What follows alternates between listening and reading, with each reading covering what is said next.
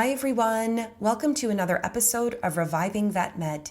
In today's episode, we are going to be discussing what you can do if you find out your workplace is toxic.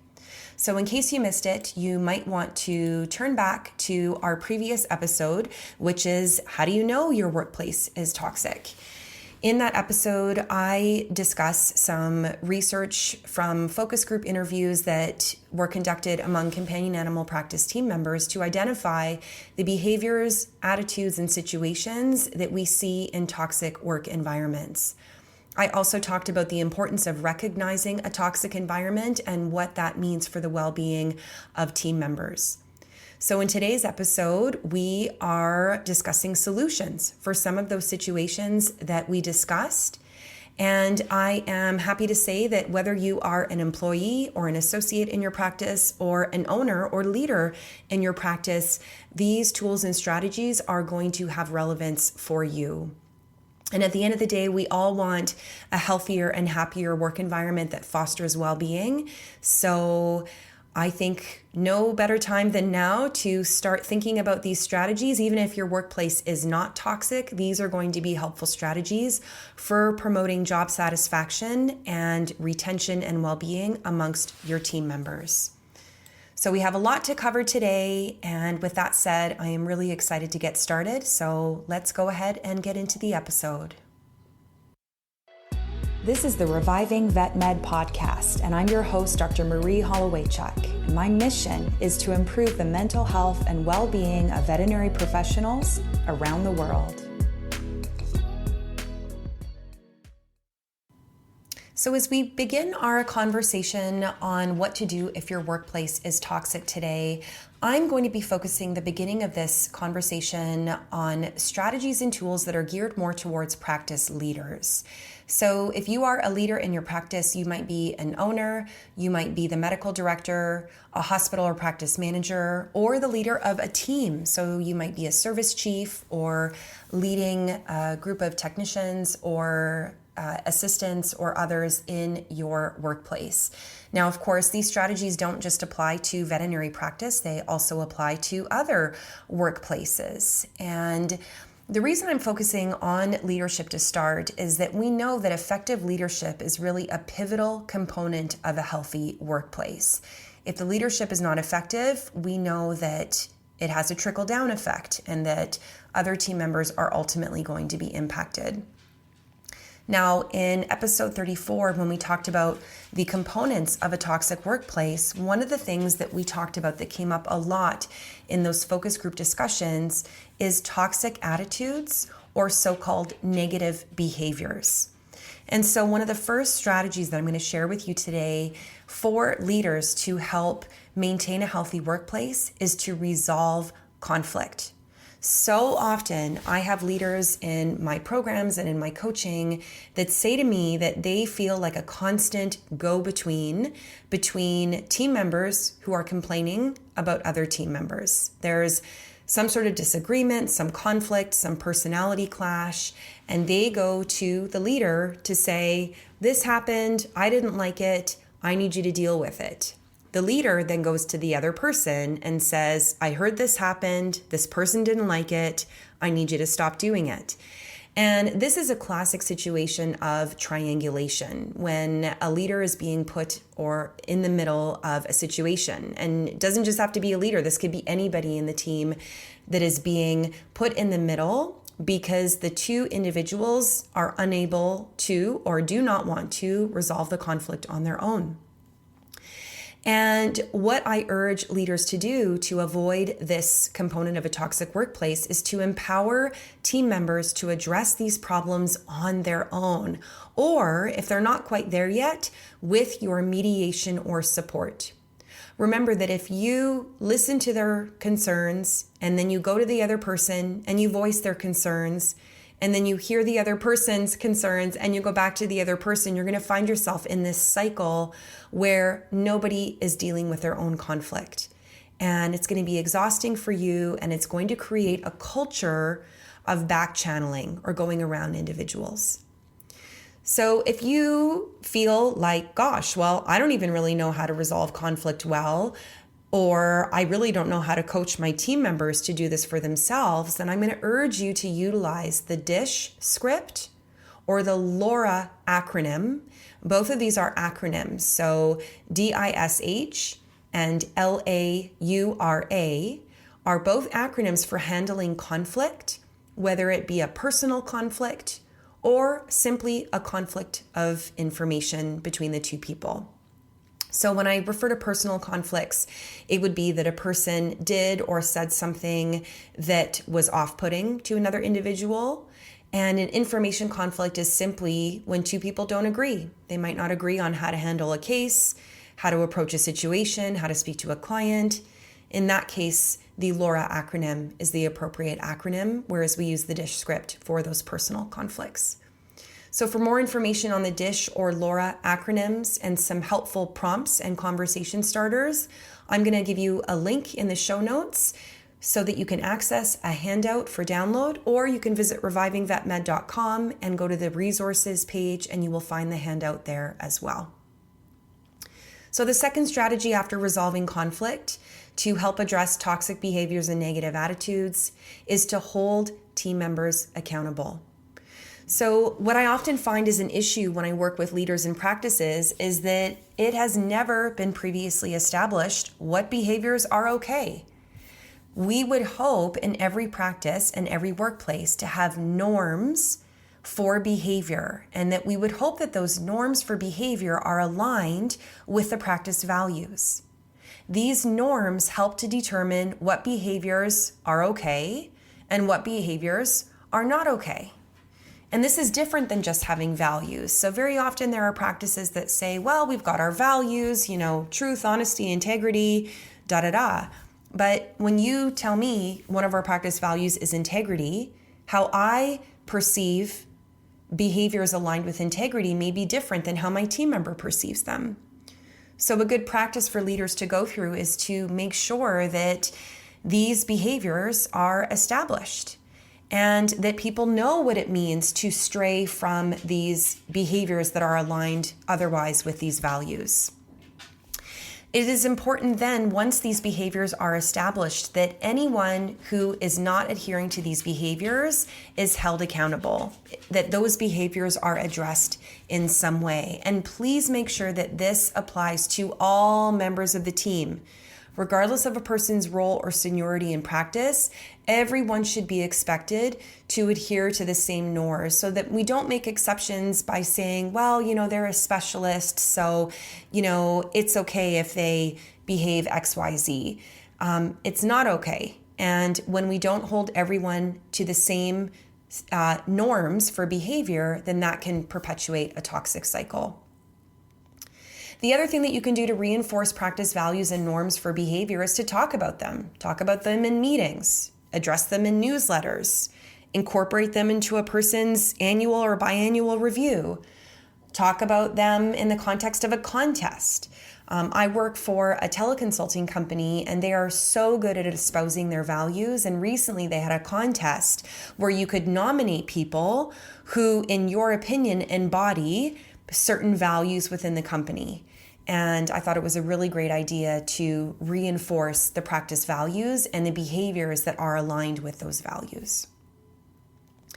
So the next thing that I want to talk about is this notion of that's not my job. So I discussed this in episode 34, but this is where individuals don't want to do something because they say, quote unquote, it's not my job. And what you can do as a leader to circumvent this is to have written job descriptions with clear responsibilities. And I know some of you are probably like, well, duh, of course we have job descriptions, but I'm here to tell you that not everyone does. Very often, and what has been historical in vet medicine has been just to say, well, you're a vet tech, I'm hiring you to be a vet tech, or you're a veterinarian, I'm hiring you to be a veterinarian.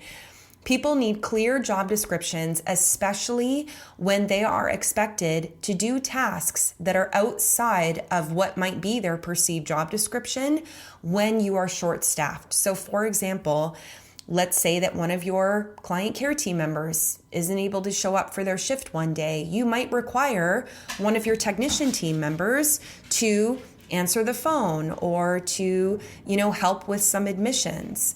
It's really important that this information is included in their job description so that you can avoid these circumstances of the quote unquote, "that's not my job." The other thing that you can do to help circumvent "that's not my job" is to make sure that you have a consistent, structured training program. Now, it doesn't have to be some elaborate program, but could you have a checklist of things that that person is required to do? And could you make sure within their first few days or weeks of being on the job that you go through that checklist with them? And again, in a perfect world, we would always make sure that a person's jobs and responsibilities are always in alignment with those practice values. Okay, so the next thing I want to share with you are strategies for dealing with having a go-to person on your team. So this was something we discussed again in the last episode, but very often practices have someone who everyone has to go to for certain tasks. And this can create some conflict when other people feel like they could be doing that task or that they're better at that task, or that it is just simply frustrating to always have to go to this person for this particular task or information. So this is where, as a leader, it's really important to encourage or even require task sharing.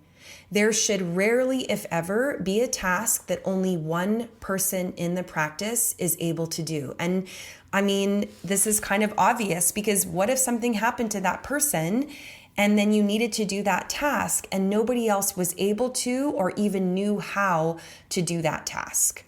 So what we can often do in situations where a person has monopolized a position or a task is to also make the role a rotating position, so that that person isn't always in that role, but that other people have the chance to be in that role as well. So another situation that can lead to a toxic environment is a lack of coworker confidence. So this is where, as a leader, we not only want to have that consistent and structured training that I talked about just a moment ago, but we also want to resist the urge to throw team members in, even when you're short-staffed. So often is the case where we're scrambling for team members, we're short-staffed, somebody joins the team and it's like, okay, now you go. And we want to avoid this because if the person is not clear on what they're meant to be doing, or they're not feeling confident about their skill set in this new role, they're going to feel very uncomfortable and it can lead to some undesirable behaviors. So when you have someone new, don't think of them necessarily as ready to go in their role, but instead have someone extra on site to train them, to help them so that they can be, shadowed, and that those skills can be accumulated in a way that feels comfortable and reasonable rather than just being thrown into the fire, so to speak. So the other situation that can lead to workplace toxicity is this notion of the rules changing. So changing of the rules is something that we can see often, and I alluded to it previously, whereby, for example, certain people in the practice are held to certain expectations and other people are not held to those same expectations. So what you can do as a leader to avoid these changing the rules situations is to always emphasize when you are making an exception for someone to make it clear we are making an exception. Normally, we would expect you to do X, Y, Z. In this situation, we're willing to make an exception. This way, it is transparent and clear and open and honest to everyone that an exception is being made, not just that that person is being held to a different standard. So the last thing that I want to talk about in the context of preventing a toxic workplace or mitigating toxicity if you work in a toxic environment is to make sure that your leadership is effective. Now, there are so many facets to effective leadership. I cover a lot of this in my online program and in my coaching. And one of those things is to have effective and transparent communication. So I want you as a leader to consider what your leadership style is. And how do you communicate? We always want to aim for assertive communication. This means that we're communicating in a way that is direct. It is not aggressive, but nor is it passive. Communication as a leader that is transparent and effective also involves being honest. If there's changes coming down the pipe, let people know. If you don't have all the information, share what you know and what you don't know. And whenever possible, ask for feedback and input. Too often team members become disgruntled because they feel like everybody is functioning in silos and that leaders are just making decisions without asking anyone what they want in those situations. So again, first and foremost, effective and transparent communication. Next, I want to talk about appreciation. This is where we show team members that we are grateful for them and we reward them for good work. So an interesting stat is that half of team members feel that they are not adequately acknowledged for their work. We see this across all industries, not just in veterinary medicine. And believe it or not, this is one of the biggest reasons why people choose to leave their job. If you are interested in going a little bit deeper into how to show appreciation in the workplace, I'm going to direct you to episode number 8, but I'm going to sum it up for you just briefly here now. And one of those things I want to share is that not everyone wants to be recognized the same way.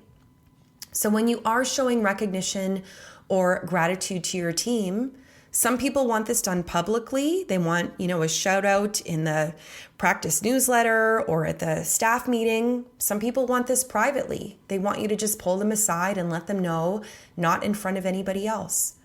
Some people like written feedback. Some people want to just hear the feedback. Some people would love to have a gift of some kind, a gift card, a coffee, whatever it might be. Some people would prefer to have some sort of gesture or act of service. It's really important that you get to the root of what that person most desires by way of appreciation and thanks.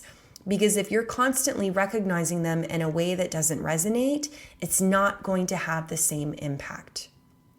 The other thing I want to share with you with regards to appreciation is that when you do say thank you, please make sure that it is specific.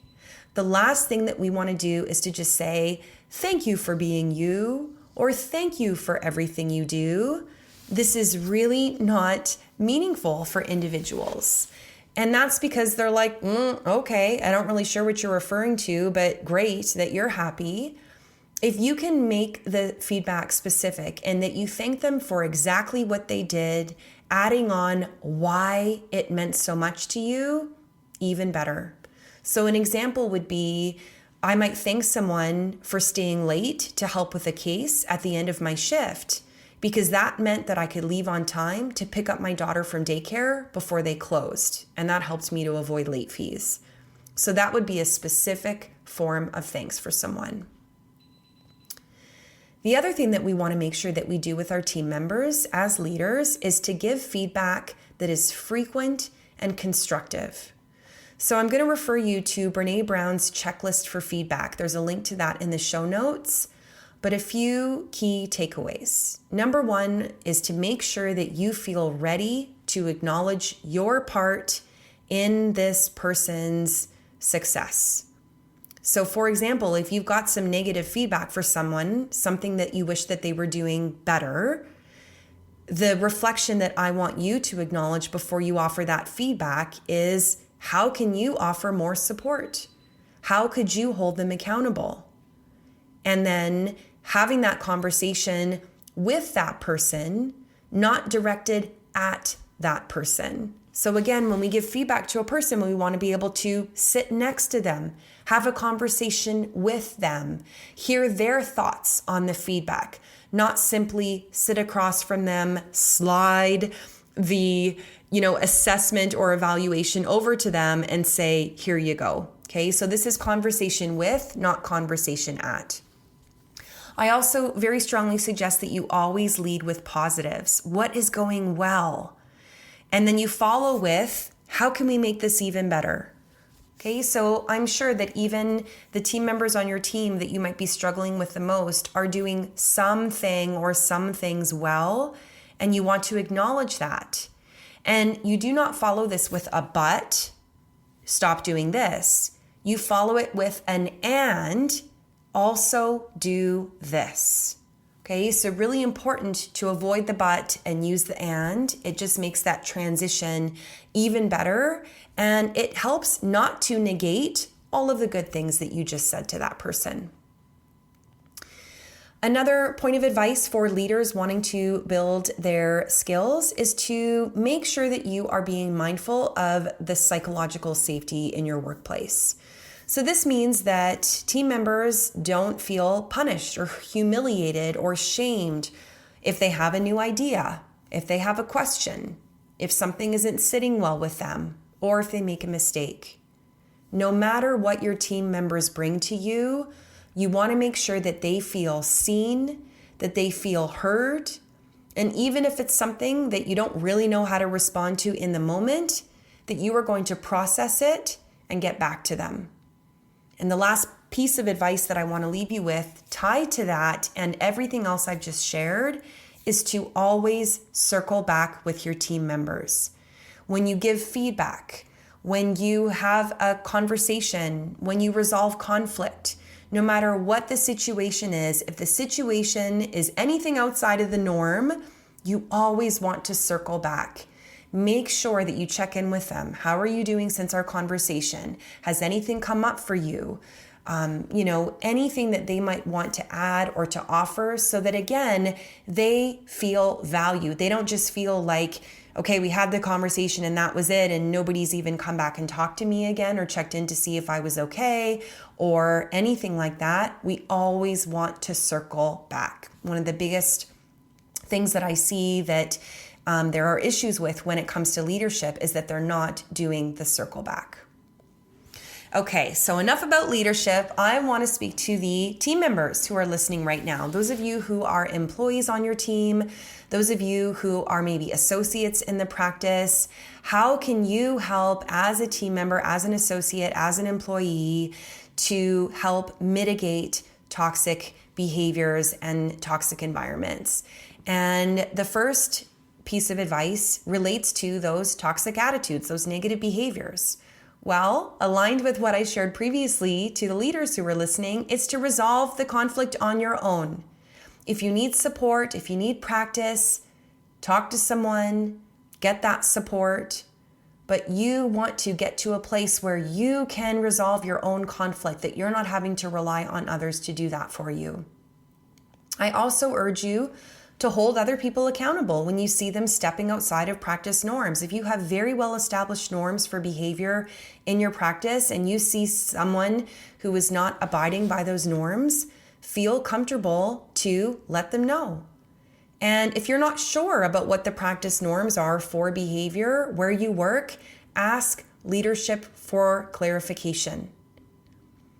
I also urge you to embody those practice values as often as you can, and acknowledge where you can't honor those values and ask for the supports you need. Very often team members feel in conflict.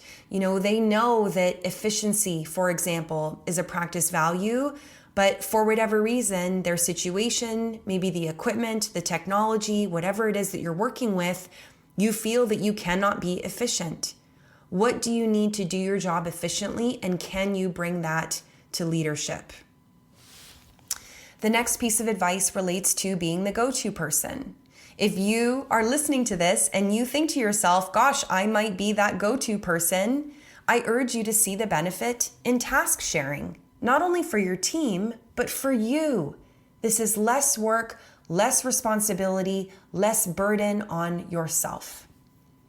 The next piece of advice is with regards to not feeling appreciated. I want to urge you as a team member to recognize that appreciation is everyone's responsibility. Make an effort to contribute to a culture of appreciation by also demonstrating it to others. You might demonstrate it to your team members, maybe even to your clients, maybe even to your leaders. A culture of appreciation where everyone shows appreciation for each other is a precursor to a healthy and positive work environment.